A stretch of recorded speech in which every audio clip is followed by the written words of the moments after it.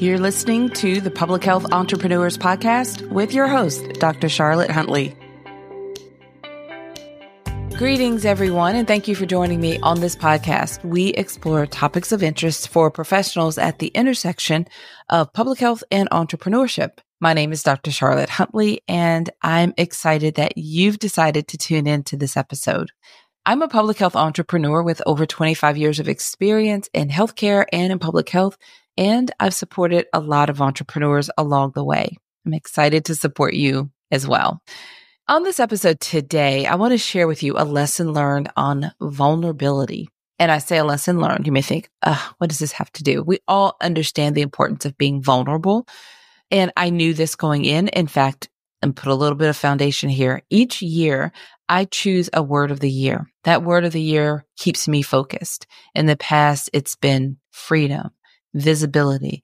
It's whatever it is I think I need to be doing or focusing on that's going to help move me toward the goal I have for the year. This year, my word for the year was vulnerable because my ultimate goal was to build stronger relationships with my clients. As a consultant leading a BIPOC-focused consulting firm, our clients are all Black, Indigenous, people of color leaders serving these kind of communities. And building trust is not something that happens overnight. So we have strong relationships with our clients. And my goal was for us to strengthen those relationships and then selectively, look to build and connect with one or two new clients to add to our community of clients, just in a very intentional way. But I knew that being vulnerable has served me well in the past. It's not the comfortable thing to do, especially if someone like me, I'm a little bit more private. So being vulnerable, it's not like telling all of your business or putting yourself all out there. It's a little different. You do decide where the boundaries are, but you do make set an intention. You make a decision to be more open, more relatable, more real with the people that you're serving.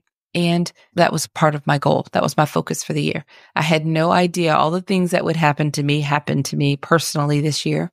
But even if you listen to this podcast for a while, you've heard me be very vulnerable and open with you about the walk and the journey, especially when it comes to grief and the things that my family has had to go through. I think that is when we can let our guard down a bit and we decide to open up a little bit and move in a little closer, we can strengthen and build.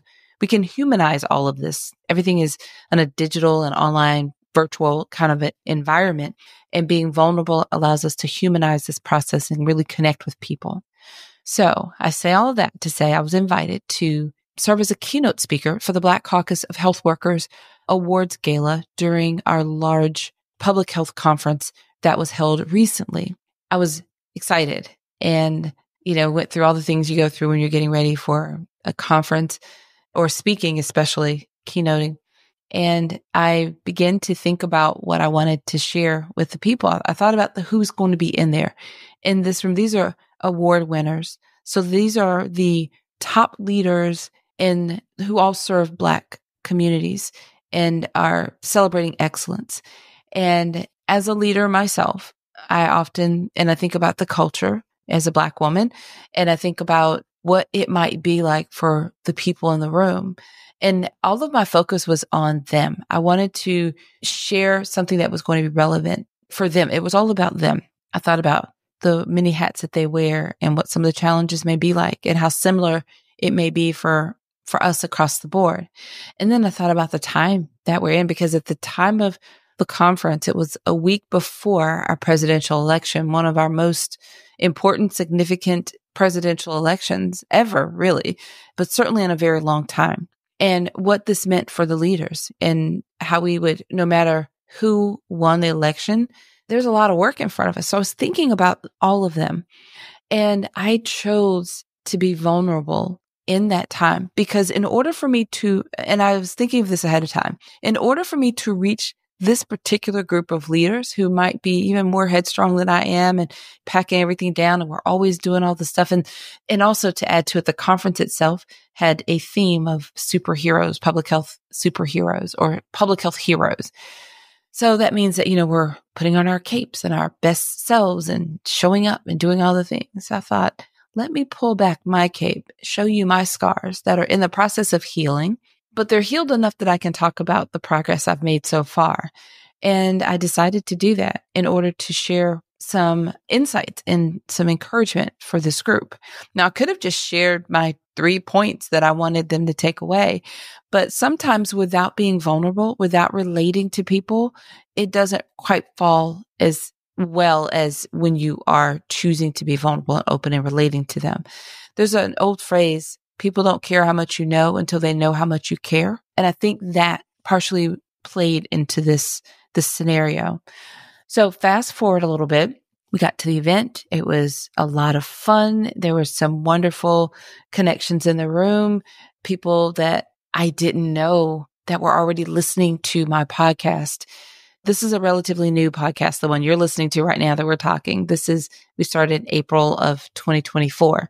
But my first podcast, I started it in 2017, and we've had new episodes every week since then. So well over 300, almost 400 episodes.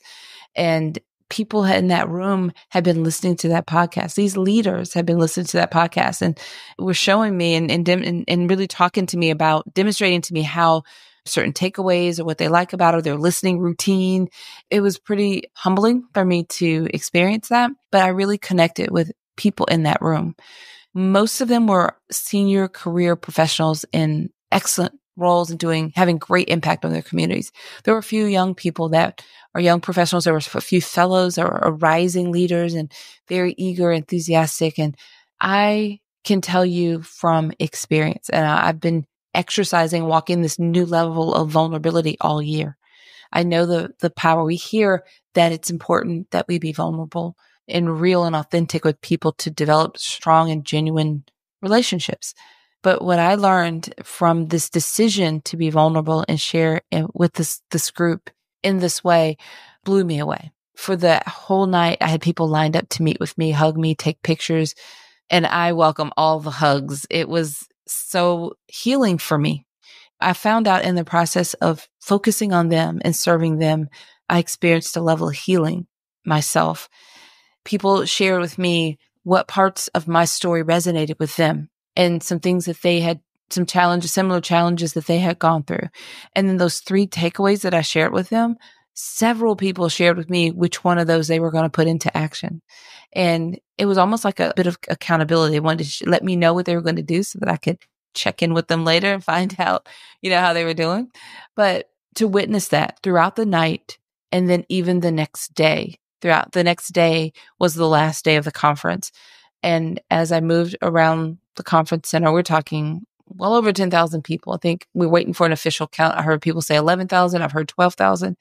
But with that many people at a conference attending and moving throughout the crowd on that last day, there were several people that came up to me who had been in the room that night before when I spoke to share with me how much it meant to them, what resonated with them, what their takeaways were, how much they appreciated me being open and honestly sharing my perspective. It got their attention. It made them think, oh, wow, I was relatable to so many people in the room. And sometimes that's what we need to do because, I even said to them that night, if you only see my pictures and posts on social media or only hear the finished, polished episodes of these podcasts, you don't know what I go through to make it happen. And it's not that I have to put all the ugly out there, but I do find ways to try to be relatable and open and share with people more of what's going on and what's happening, being more vulnerable. That night was a whole new level of being vulnerable for me. And it returned back to me, oh my goodness, 100-fold in the relationships, in the connection, and the reward of knowing that I was able to help other people through what I've gone through and what I shared with them. So that is my most recent and fresh lesson learned on vulnerability. So it's not like it's my first time choosing to do this. It's just that we have so much room to continue to level up, all of us, in whatever it is that we do, including something like vulnerability and lessons that I've learned in that experience. So I wanted to share that with you. I encourage you to embrace where you are, whatever you choose to focus on, if it's being more visible or being vulnerable or being intentional, whatever it is you choose to do, know that it will make a difference on a level that's bigger than you are. And look for those lessons, embrace them, take them in, and reflect on them often because that's how we grow. And we're all on this journey together, right? We're all looking to serve and protect our communities and improve their health. However we choose to serve, we collectively are looking to help improve the health of the people that we care so much about. Before we go, I would like to remind you about our mastermind group program. I hope that you would consider membership if this is a good fit for you. You can learn all about it at publichealthentrepreneurs.com. When you're there, just click on Mastermind Program. There's a full page that has all the details. Now, if you're interested, you'll need to take the next step and apply. Submit an application. That lets us know that you're interested. We follow up with you, make sure all of your questions are answered. And once enrollment opens, we invite you to join us if it's a good fit.